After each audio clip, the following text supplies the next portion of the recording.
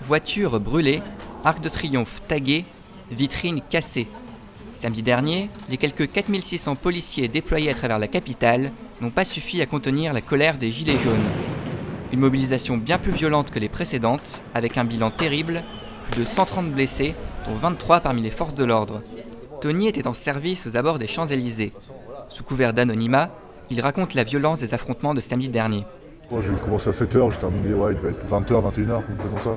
Il y avait des personnes qui avaient des haches, il y avait des personnes qui ont balancé des parpaings, des personnes qui avaient des couteaux. Il y a un collègue à moi qui s'est fait planter. Bon, il avait juste verbal, donc du coup, ça n'a pas transpercé, mais voilà. Il y a plein de collègues à nous qui ont été blessés, il y a un collègue qui a perdu un œil. C'est une telle violence, mais chez nous, il y a de la peur, on va pas vous mentir, il y a de la peur. Peur qu'un collègue y reste. Samedi, qu'est-ce qui va se passer? Il va y avoir un mort samedi. Une inquiétude partagée par de nombreux collègues.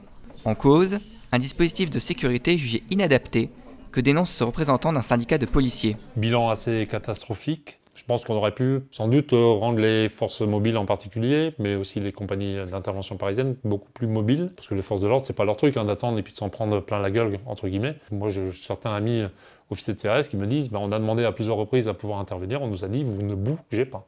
Donc il fallait, je pense, anticiper et puis organiser ça autrement.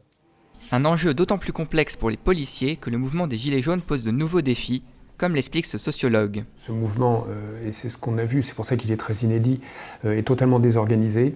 Les manifestants ne vont pas à l'endroit prévu déclaré en préfecture.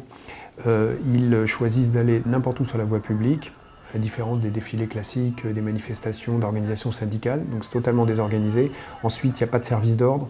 Personne n'assure les services d'ordre. Le maintien de l'ordre est très compliqué parce que c'est des mères de famille, des retraités, un peu monsieur tout le monde.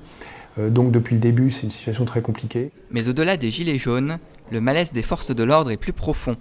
Ce samedi noir a marqué un point de rupture pour des policiers déjà épuisés, selon cet autre représentant syndical. Donc il y a eu malheureusement les attentats et le post-attentat à gérer. On a eu la COP21, on a eu toutes les manifestations contre la loi travail.